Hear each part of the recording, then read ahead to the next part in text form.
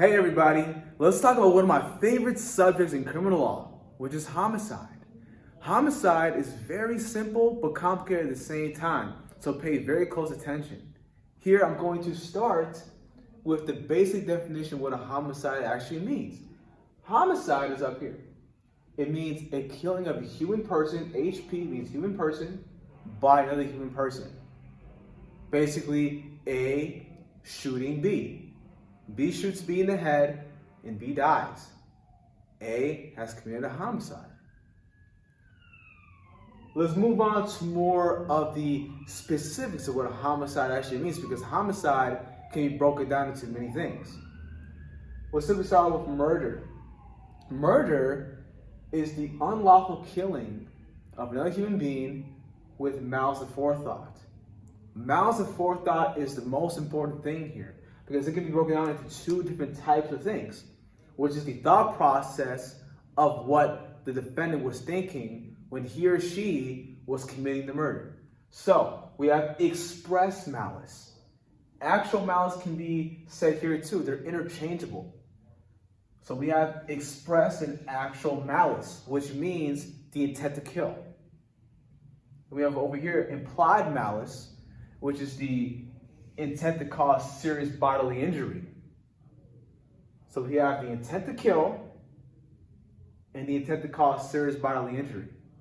To be liable for murder, the prosecution must prove that the defendant had the intent to cause the killing and the cause to the victim serious bodily injury. That's very important to prove. That is the mental intent that the defendant had when he or she was committing that act. All right. Let's move on to first-degree murder, which is the specific intent to kill with premeditation and deliberation. It's very, very, very important to understand what premeditation means and also what deliberation means.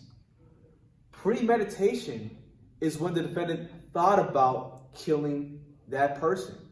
It could be a matter of seconds. It's not something that has to happen in minutes, days, or even weeks.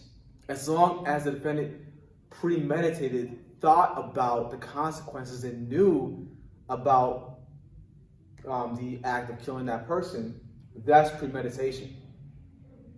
Moreover, when we get into deliberation, the defendant must have actually acted in cold blood, a cold-blooded act. For example, Riley gets a gun and shoots Israel. He thought about it. He premeditated the act. He thought about it in his head. And he said, look, I'm going to do it. I'm angry at Israel. I can't stand the guy. I am going to deliberate. I'm going to make a cold-blooded act to use my weapon to kill him. It cannot be an impulsive act. It has to be a cold-blooded act.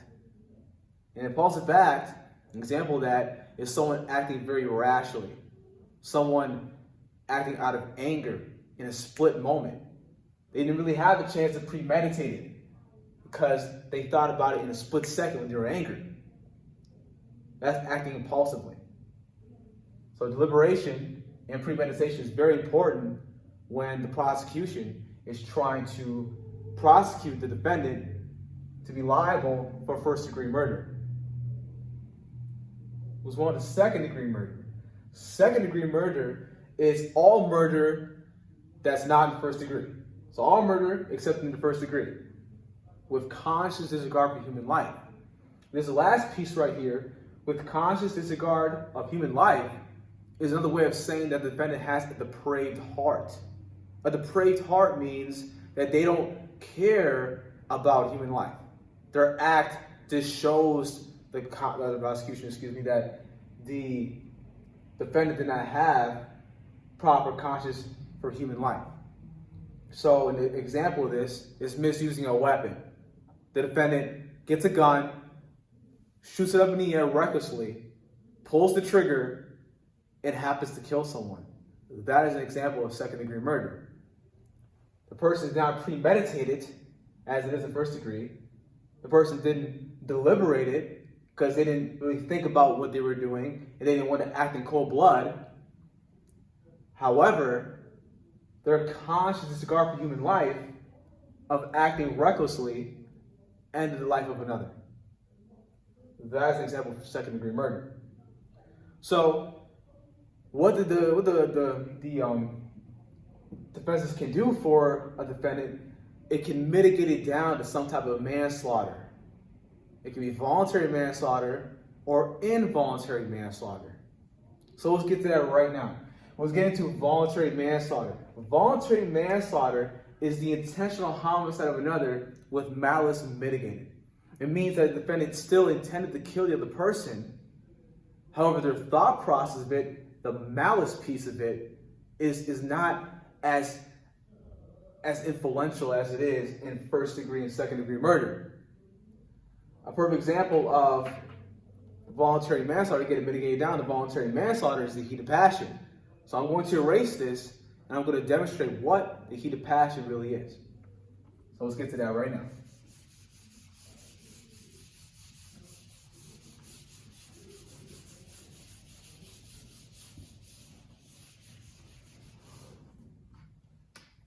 All right.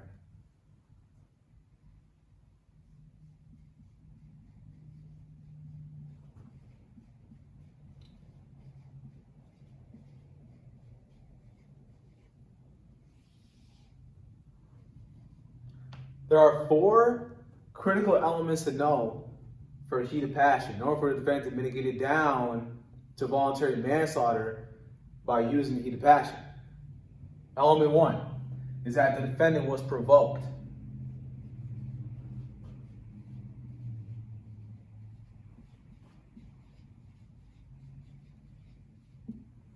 D is for defendant. So the defendant was provoked. All right?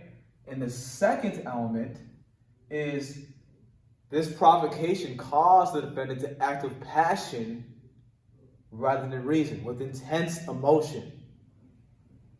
So passion rather than reason.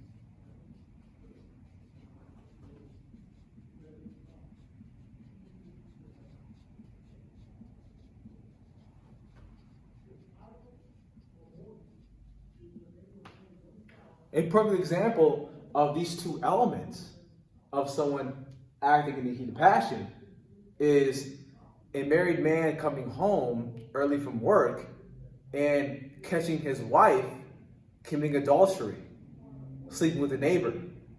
The defendant sees what's happening. The defendant is provoked by what he sees. His wife being with another woman, another man, right?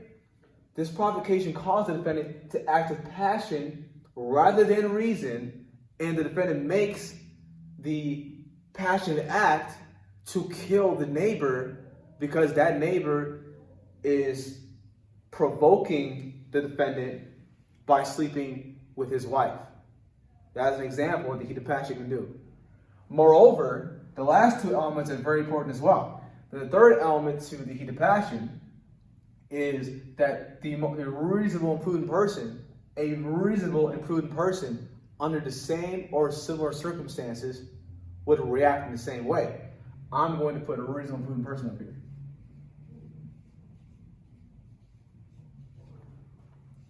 A reasonable person.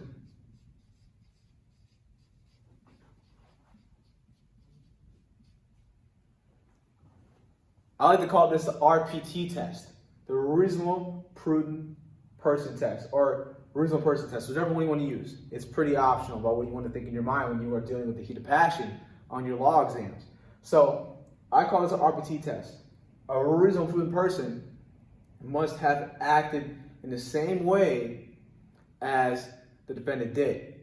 So if the defendant has to have an anger management problem and the defendant gets his gun and shoots another, that is not going to work for the heat of passion because a reasonable person would not have acted in that same way under those same circumstances. The example I gave earlier about the neighbor being with the defendant's wife is a perfect example on what the common law likes to use as a perfect provocation that will make anyone act with passion rather than reason. Okay? Moreover, we have the last element here. We call it cooling off period. I'm going to put cool off.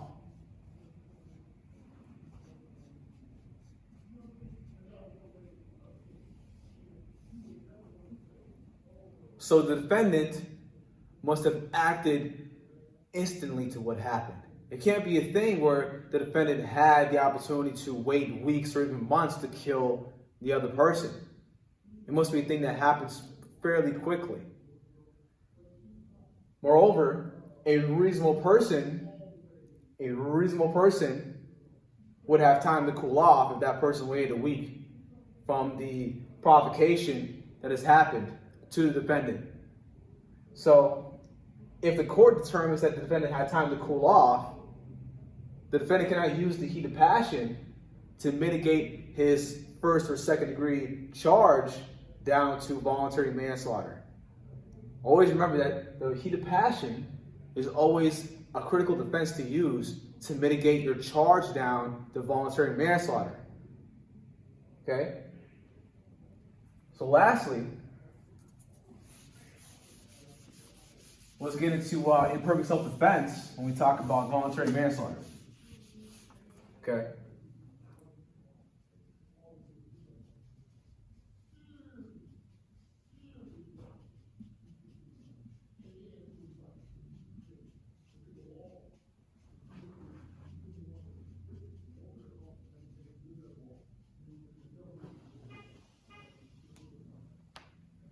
When we look at imperfect self-defense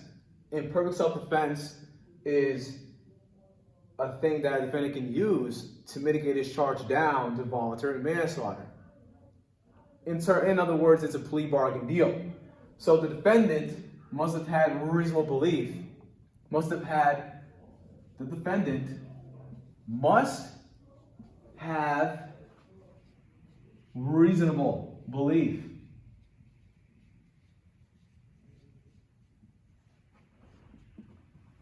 The defendant must have reasonable belief that he or she was under an attack that would cause him or her serious bodily injury or death.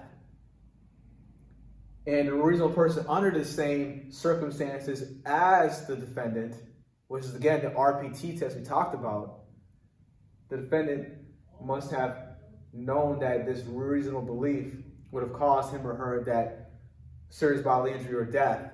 Otherwise, the imperfect self-defense mitigation will not really suffice here.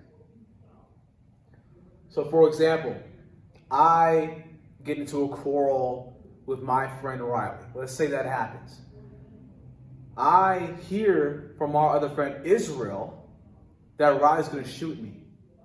I see Riley approach me a day later, and he wanted to say sorry, he wanted to make things right.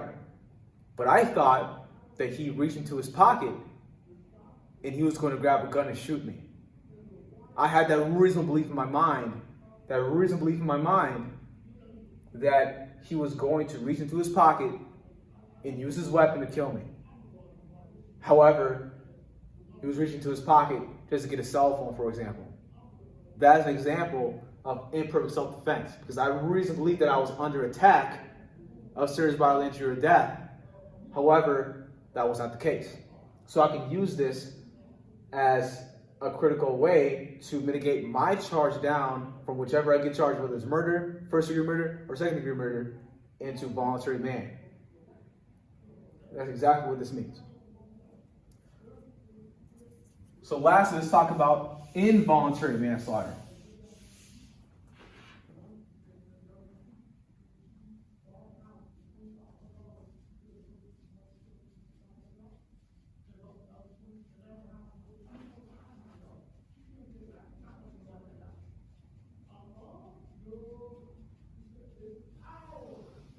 All right, involuntary manslaughter is the unintentional homicide. Unintentional homicide without malice aforethought.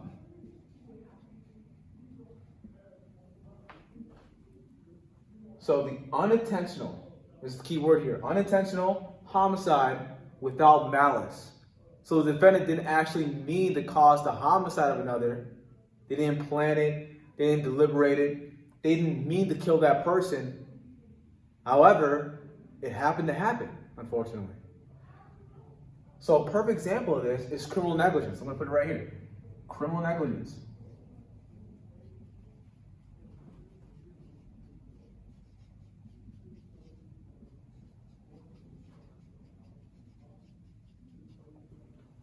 Criminal negligence is when the defendant acts negligently. Really, that a reasonable and prudent person, remember the RPT test we talked about, a reasonable and prudent person under the defendant's same circumstances would not have acted negligently. However, because the defendant acted negligently, it led to another person's death. An example of this is an example of this is when a mother does not nourish her child. Let's say she has a newborn child and she neglects to feed her child properly. And the child ends up dying because she didn't properly nourish the child. That's an example of her not intentionally killing her child, but being criminally negligent, which led to the child's death. It's possible for her to be charged with involuntary manslaughter because she didn't have the intent. It was an unintentional homicide, and she didn't think about it without malice. Remember, without malice means the thought process of it. She didn't mean to kill the kid. However, her criminal negligence led to the infant's death. That's an example of what involuntary manslaughter is. And there are critical defenses to think about when we think about homicide. We have justification, we have excuse, and we have mitigation. We pretty much talked about mitigation here, but justification and also excuse are really huge defenses to think about when we have a murder charge, homicide charge, whichever type of homicide you end up getting charged with.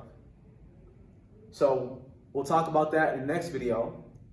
However, for now, keep these in mind